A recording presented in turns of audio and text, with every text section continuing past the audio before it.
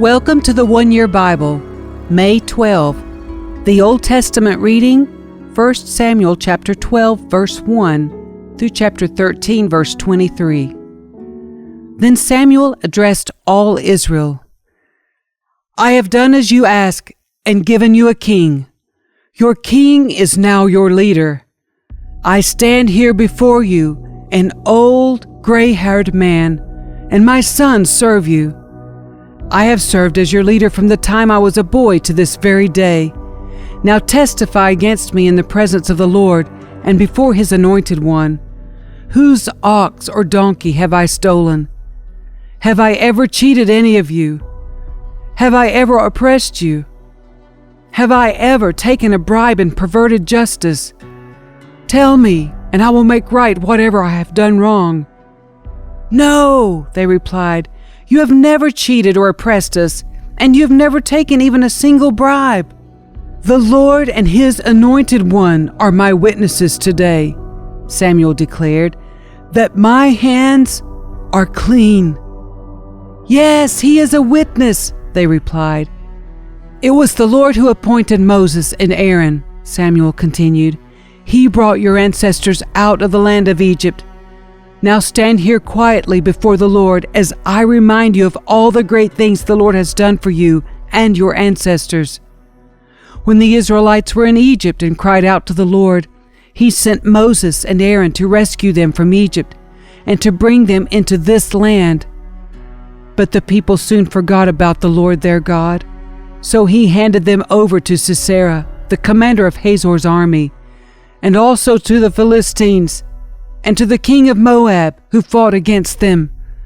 Then they cried to the Lord again and confessed, We have sinned by turning away from the Lord and worshiping the images of Baal and Ashtoreth.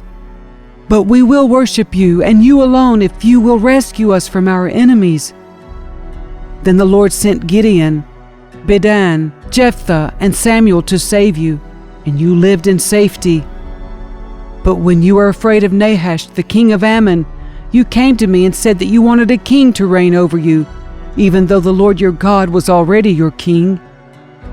All right, here is the king you have chosen. You ask for him, and the Lord has granted your request. Now if you fear and worship the Lord and listen to His voice, and if you do not rebel against the Lord's commands, then both you and your king will show that you recognize the Lord as your God. But if you rebel against the Lord's commands and refuse to listen to Him, then His hand will be as heavy upon you as it was upon your ancestors. Now stand here and see the great thing the Lord is about to do.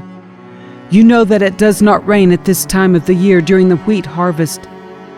I will ask the Lord to send thunder and rain today. Then you will realize how wicked you have been in asking the Lord for a king. So Samuel called to the Lord, and the Lord sent thunder and rain that day.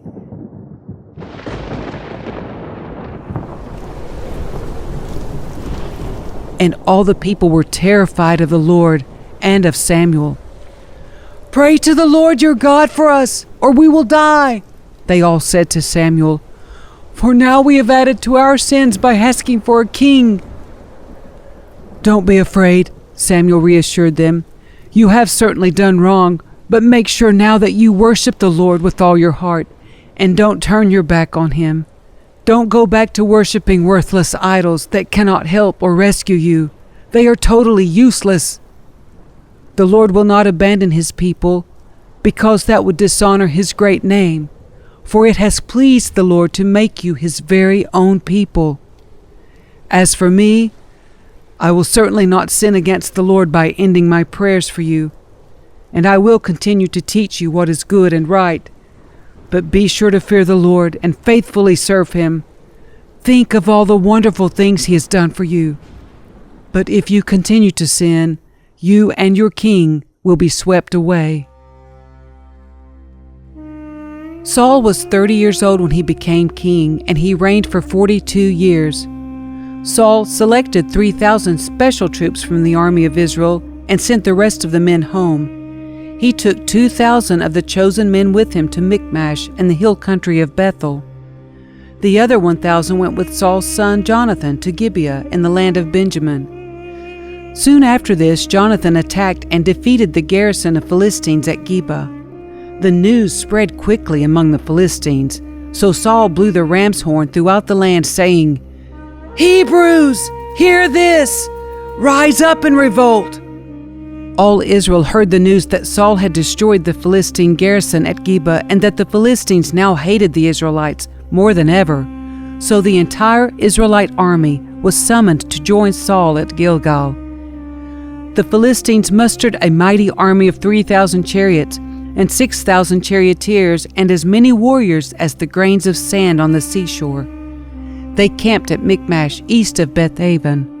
The men of Israel saw what a tight spot they were in, and because they were hard-pressed by the enemy, they tried to hide in caves, thickets, rocks, holes, and cisterns.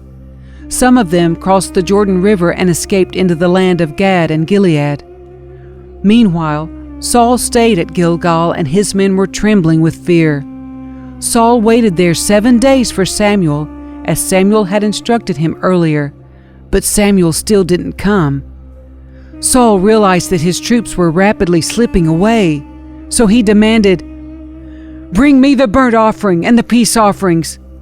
And Saul sacrificed the burnt offering himself. Just as Saul was finishing with the burnt offering, Samuel arrived. Saul went out to meet and welcome him, but Samuel said, "What is this you have done?"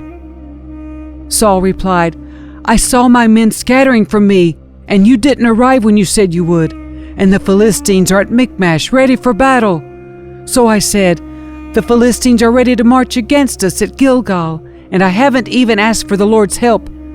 So I felt compelled to offer the burnt offering myself before you came." "How foolish!" Samuel exclaimed. "You have not kept the command the Lord your God gave you. Had you kept it, the Lord would have established your kingdom over Israel forever. But now your kingdom must end, for the Lord has sought out a man after his own heart.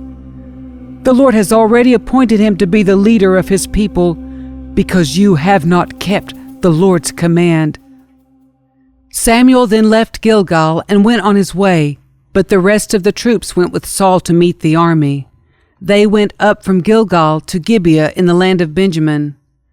When Saul counted the men who were still with him, he found only 600 were left. Saul and Jonathan and the troops with them were staying at Geba in the land of Benjamin. The Philistines set up their camp at Michmash. 3 raiding parties soon left the camp of the Philistines. One went north toward Ophrah in the land of Shual, another went west to Beth-horon, and the third moved toward the borders of the valley of Zeboim near the wilderness. There were no blacksmiths in the land of Israel in those days. The Philistines wouldn't allow them for fear they would make swords and spears for the Hebrews. So whenever the Israelites needed to sharpen their plowshares, picks, axes, or sickles, they had to take them to a Philistine blacksmith. The charges were as follows: 1/4 ounce of silver for sharpening a plowshare or a pick, and 1/8 ounce for sharpening an axe or making the point of an ox goad.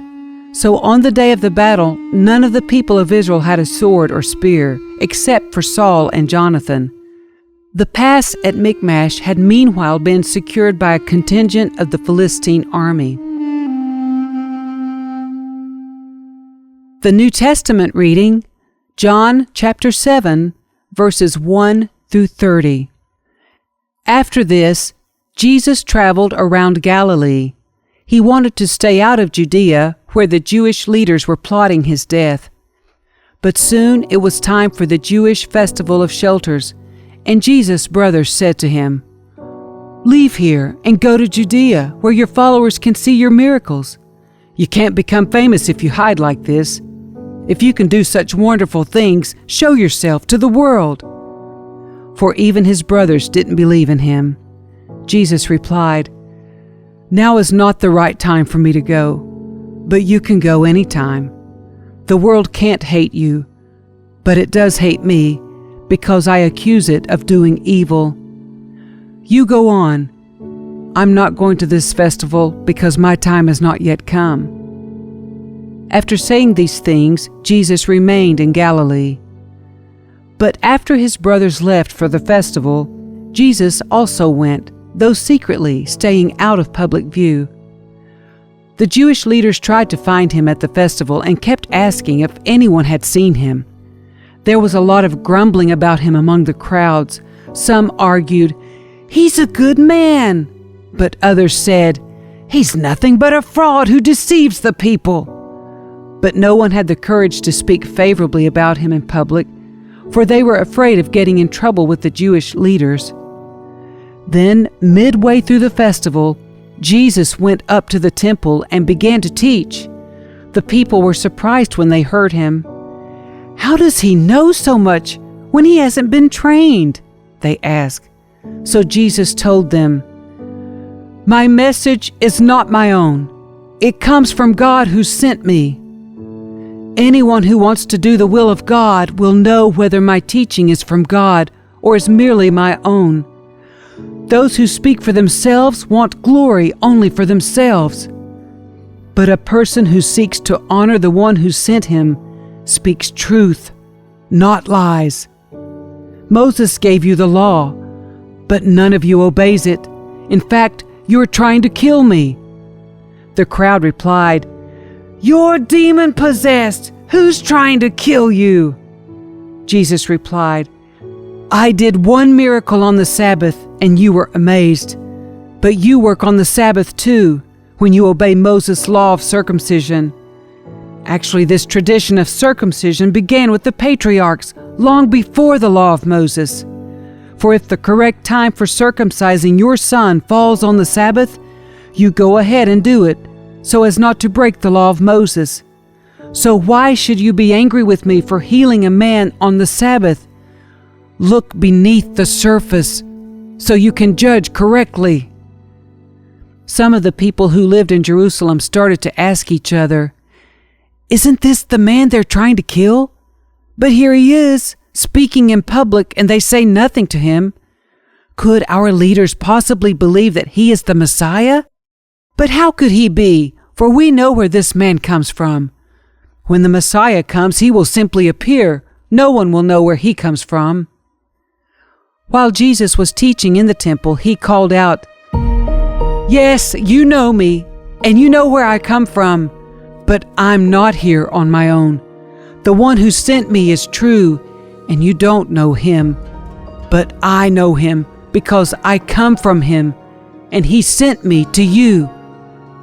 Then the leaders tried to arrest him, but no one laid a hand on him because his time had not yet come.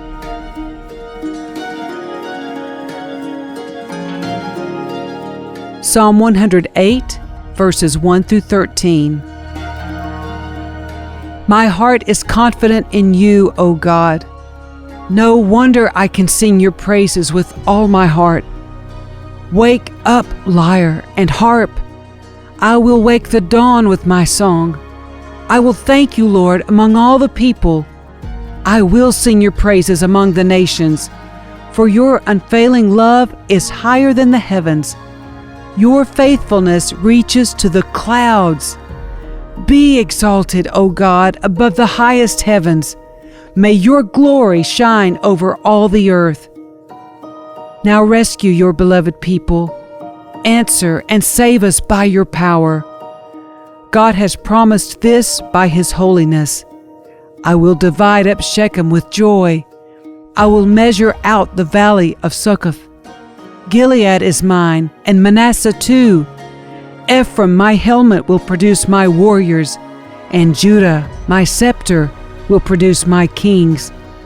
But Moab, my wash basin, will become my servant, and I will wipe my feet on Edom, and shout in triumph over Philistia. Who will bring me into the fortified city? Who will bring me victory over Edom? Have you rejected us, O God? Will you no longer march with our armies? Oh, please help us against our enemies, for all human help is useless. With God's help, we will do mighty things, for He will trample down our foes.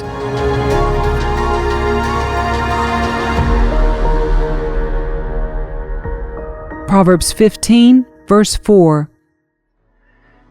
Gentle words are a tree of life.